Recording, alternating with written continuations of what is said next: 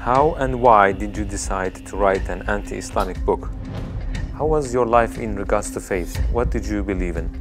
What was your heaviest and most regretful expression that you used for Islam? What was the reaction of the people around you when you became Muslim? I thought to myself, Islam is a lie. Islam is a danger. I got over 2,000 death threats, and in the end I decided to write an anti-Islam book. God, give me a sign so that I 100% sure know this is the way. I couldn't sleep for it for 2 days. I couldn't accept it. It was so strange. Assalamu alaikum, Brother Joram Van Klaveren. Thank you for accepting our invitation, and we are happy to have you with us. I want to first ask you, who is Joram? Wa alaikum salam, Ahmed. Thank you very much for the invitation. It's a great honor for me to be here. Joram Van Klaveren was born on January 23 in 1979 in Amsterdam, in a pretty regular family: father, mother, brother, another brother, younger, a sister, a cat. In Amsterdam, I was born and raised there. We're a practicing Protestant family. After I finished high school, I studied comparative religion. I was a teacher for a few years. There happened a lot of things in the Netherlands, especially in my life. Also, when I look at the bigger picture when it came to Islam, I became politically active for the Freedom Party. I became a member of parliament. And in the end, I decided to write an anti-Islam book, which started as an anti-Islam book, changed into this search for God, and it ended up me becoming a Muslim. How was your life in regards to faith? What did you believe in? Before I was a Muslim, I was a Protestant Christian from the Reformed Church. We read from the Bible, we all got biblical names, we were all baptized, we went to church, etc., etc. So we're pretty Christian in that way, in that sense. Of course, I believed that there is a creator, I believed in heaven, hell, I believed in angels, revelations, and of course what separates the Christians from the Muslims is that I believe that Jesus Christ was the Son of God. In a more philosophical way, I believed he was God himself, of course. I believed in the resurrection and crucifixion of Christ, of course. And I believed in the atonement. But because the Trinity is a very complex concept, whether you believe it or not, it's still very complex. Because if there is a God in the Bible, it says God is eternal. But if you are eternal and you die, you cannot be eternal, immortal at the same time. So that was something when I was a little older, 16, 17, I started questioning things like that. It's not very logical. I talked to many priests, preachers, even rabbis, and the answers I got weren't very satisfying. That made it for me kind of complex, and in the end I had some doubts about stuff like this, but I said, well, I set it aside and I thought, okay, I just believe it, and perhaps I'm not smart enough to get the whole picture. And I still believed in God. I still believed that Jesus was a very important person. I believed he was the Son of God, but how it exactly was, I left it for what it was.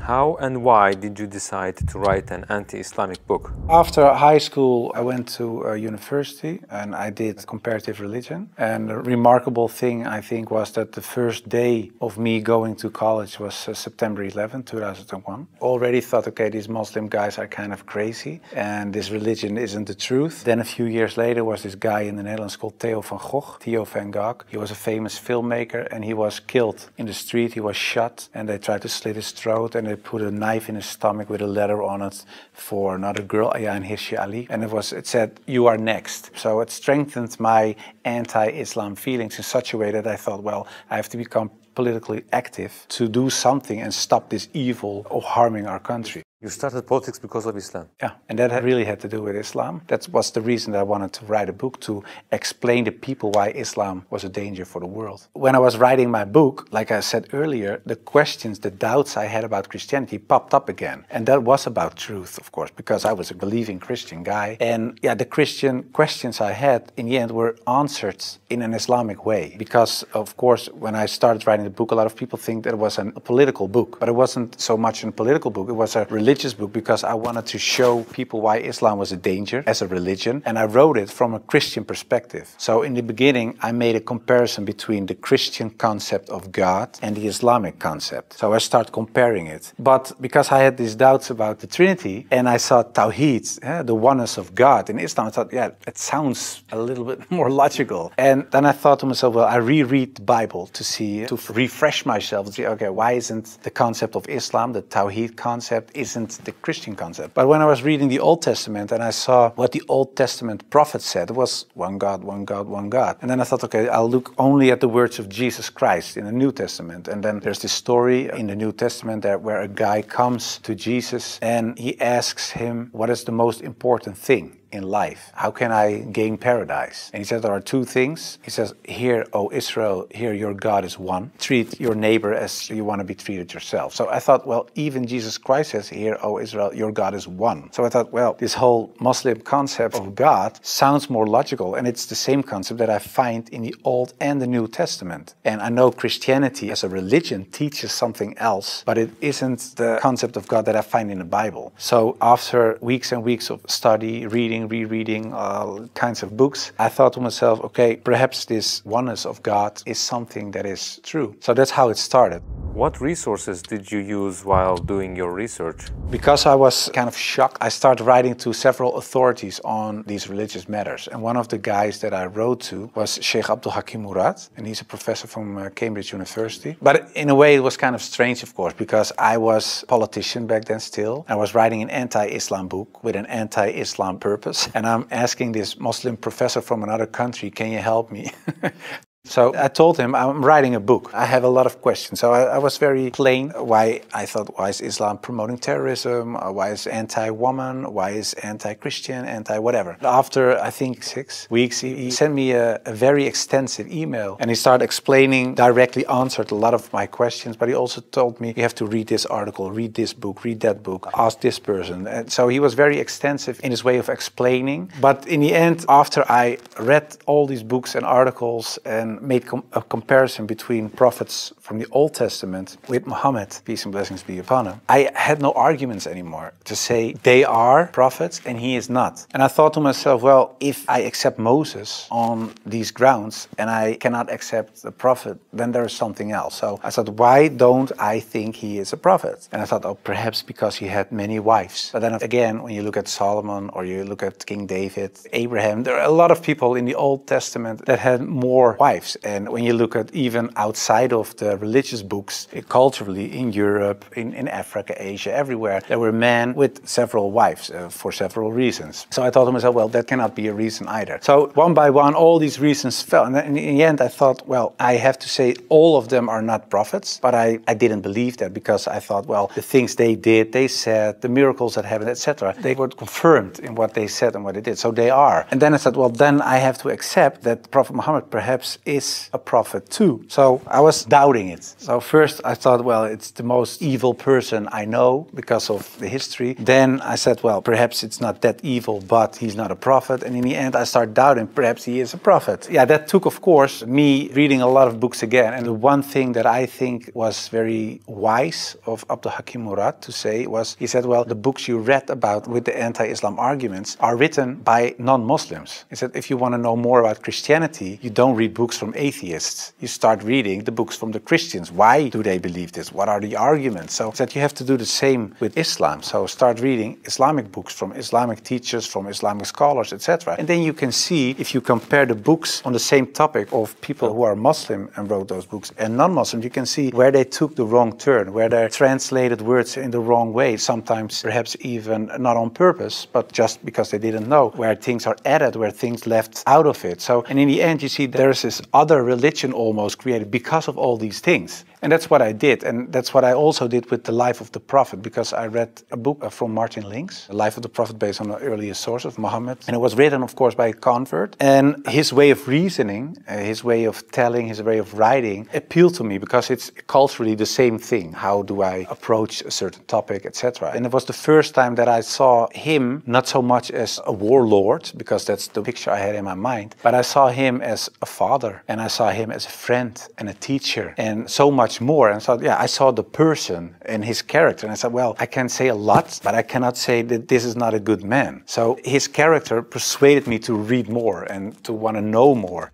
What surprised you the most while doing your research? The story about Hind, there was something that, like a switch, like I had to change. And that was because I thought Hind was the wife of one of the enemies, Abu Sufyan. And in a way, they gave money to kill Hamza, the favorite uncle of the Prophet. And that was what happened on the battlefield. He got killed. They even paraded with his ears and cut off his nose and horrible stuff. So the Prophet was deeply sad, of course, of what happened. And years later, he became powerful. He came in power in Mecca. And then there was Hind. And I was reading this book and I thought, okay, now she gets crucified or her head gets cut off or something like that. But he said, well, I cannot look at her right now, but everybody is forgiven. And if you want to stay here and live among the Muslims, it's possible. If you don't want that, you can go. But bloodshedding is over now. And I thought to myself that she was forgiven. If you can forgive someone who kills a relative, especially a favorite uncle of you, even starts parading with parts of his body to show other people that she humiliates you and whatever you stand for, that means you have such a great character. It's very special. It's something you don't see. And that's what he did. So I thought to myself, well, it was a really special guy. And when I thought that, I thought, yeah, well, I have these arguments for him being a prophet. I see his character. I see the way he treated other people. I see how he treated his enemies. I think he is a prophet. But then I thought to myself, whoa, that's horrible. Because I already accepted this oneness of God. And now I say he is a prophet. If I say there is only one God and Muhammad is his prophet,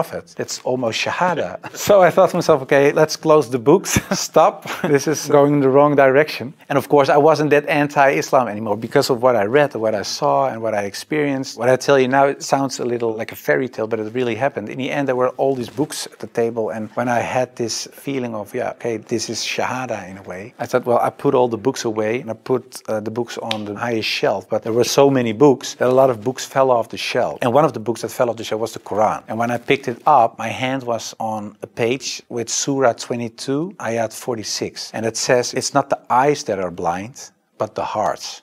And I thought to myself, that really is my problem, because it wasn't the eyes. I really could see what I written down myself. Nobody forced me to write this book. Nobody said you have to write this or that. I started writing myself and I could see it with my own eyes, but I still couldn't accept the fact that I said he is a prophet, there is this one God. I just couldn't. So it wasn't my eyes that were blind, but it was really my heart. I couldn't accept it. I think my nafs or whatever, my ego, I couldn't accept it. And I said, well, God, I don't care if it's the God from the Bible or the Quran, give me a sign or something so that I 100% sure know this is the way. And I went to bed, but when I woke up, I felt very secure in myself. I really felt very secure. I've never been more secure about anything else. The whole anxiety or the whole doubting issue, it disappeared like snow for the sun. And I thought to myself, well, I think I'm a Muslim. Well, and then of course I had to tell other people. What was the reaction of the people around you when you became Muslim? Most of them were very negative, of course. For a lot of people, especially some uncles and aunts, it was kind of a shock. They heard it when it was on the news. I told my mother, and my mother started crying. And my wife was pretty open. Yeah, she was very cool about it. She said, well, if Islam is what you really believe and that's in your heart, who am I? And yeah, some people from my old work were really aggressive. I got over 2,000 death threats from people who used to support me, of course. People who voted for me. People said the most horrible things. We will rape your wife, shoot you, you know, where your children go to school, stuff like that. And most of them, of course, is nonsense because they're crazy people writing things on their computer. So it was kind of a hectic time. And I had to tell my work, of course, and it was this Christian organization. So to say that the leader of the pack, he said, I can't believe it. And he said, well, I noticed this change when you talked about certain topics on radio. You were kind of a little more mild, not so harsh anymore, but you becoming a Muslim. And after I said, yeah, I became Muslim, he said, I couldn't sleep for it for 2 days. I couldn't accept it. It was so strange. But the hardest part for me was telling my grandfather, because my grandfather was dying and he was 93, 94 years old and he was on his deathbed at home. I had to tell him, and my mother told me, yeah, you have to tell your grandfather. It was her father. So I said, well, then you have to come with me. It's got like a shield. And I just said, well, grandfather, I became a Muslim. And then he closed his eyes. And I thought he stopped breathing because, yeah, he was so old. And he really stopped breathing for a while. And then he started breathing again and he looked at me and he said, well, at least you didn't become a Catholic. So it was very funny. The last thing, and my old boss from the radio, he said, well, how do we know that you're not becoming Hindu one day or something else? And I told him, well, I never chose a religion. One time, and it was when I became a Muslim. Before that, I didn't choose my religion. I was born in a Christian family. I was raised in a Christian way. And I'm very grateful for all the good things that it brought me. But it was not my decision. And the only time I made a decision was me becoming a Muslim. And it was the most, like I said, I think the most important decision I made. And it was the most rational decision I made. I never took years and years to decide one thing, only becoming a Muslim. How did you feel when you made your first salah? That's, of course, a beautiful moment, but very strange as well. Because as a Christian, you're not used to pray like that. You pray with your hands together and perhaps on your knees in front of your bed or something. But I think it's very beautiful that you really prostrate, so you really bow down in the deepest way for your Lord. So that's a very humbling, beautiful thing, I think. And that, yeah, it made me feel very happy. What were the three biggest challenges you faced when you converted to Islam? Well, becoming a Muslim, of course, was a big challenge because I had to tell the world and family, and that was a big challenge. The part of thinking that it would be very hard to become a Muslim because, especially as a Protestant Christian, there aren't so many things you have to do in a religious sense. As a Muslim, in terms of practice, so it is required to pray 5 times a day. It's required to eat in a certain way. It is required to think in a certain way. You have to be the best in a way every moment because of your relation with your Creator and because of the fact that you have to pray 5 times a day. It's a constant reminder in a way of the Creator, so that makes you much more aware of the fact that you have a Lord than as a Christian. That's how I experienced it. And I thought to myself, whoa, 5 times a day praying, I cannot do this, I cannot do that, I have to do so that made it hard in the head. But after I became Muslim, it wasn't hard at all. Are you raising your kids as Muslims? Well, you try, of course. I don't know, when you're really raised as a Muslim, I think it's a very difficult job, especially in these times. Of course, when I married, I wasn't a Muslim. You promise in a way that you raise your children as Christians. So after I became Muslim, I'm not raising my children as Christians, of course. If the kids have questions about Christianity, they ask my wife, they get Christian answers. And if they come to me, they get Islamic answers. But most of the time, she says, ask your father. And my wife cooks halal for everybody, so that's very sweet. She says, well, I'm not going to cook 5 meals, so everybody eats the same. You want halal, everybody eats halal. So in a way, it's like an organic process. What was your heaviest and most regretful expression that you used for Islam? I think Islam is a lie, because that's something I used to say. Islam is a lie, the Quran is poison. But when I said Islam is a lie, that's the whole religion and everything that comes with it. So that's like the highest level of jahiliyyah in a way. Yeah, that's something I regret because it was like an umbrella and everything else was under this concept of Islam is a lie because that was the core thought. And of course I do blame myself, and I know there are a lot of people out there not practicing Muslims that do so. And in a way I understand it because in a political sense and in a social, cultural sense, everything I said and done is still there. I sometimes even hear arguments from people in my old party that I offended in a way. Yeah, that's something that bothers me, and that's one of the reasons that we founded an organization. It's called the IXC, Islam Experience Center, and we go to schools, primary school, high school, college, universities, but also to departments of the government, other social organizations, churches, to take away misconceptions about Islam, to share the message, to show Islam in its true colors. And we do it by virtual reality with the glasses, so it's a very fun experience as well. And we try to erase in a way the things I said and done in the past. How should people research about Islam? Do you advise just searching at Google? No, I would certainly not advise Google. It's the last thing I would advise. I said shut down the computer. No, I think it's very important that people read books, real books with pages and stuff. I would recommend Muhammad, His Life Based on the Earliest Sources of Martin Links, the book I talked about earlier. It's a green book. And I think it's very important for people not just dive into the Quran, because it's a very complex book. And if you don't have anybody who can teach you what you read, especially most of the people who don't know anything about Islam are not fluent Arabic, classic Arabic speaking people. So you will read an interpretation of the Quran or a translation, and most of the time that's not the real deal, of course. So I would advise people just to study the Sirat, study the character and the life of the Prophet, because that's what the tradition teaches us as well. His life was the Quran. He was the living Quran in a way. Just study his Sunnah, and I think that is the best way of discovering Islam. What would you like to say as your final comments? I became much more happy after I became Muslim. So I would like to invite everybody to become Muslim, just because it brings peace to your soul and peace to your heart. It is the truth, it resonates with heart and soul. At least look at it from an Islamic perspective, try to read and study the life of the Prophet, try to understand what the Muslims believe, not so much the behavior of Muslims, because there are a lot of Muslims that don't live like Muslims, including myself. I don't always live like a Muslim. I should, we all do, but you should look at the example of all examples, and it was the Prophet. And if you study his life, perhaps you find guidance that leads you to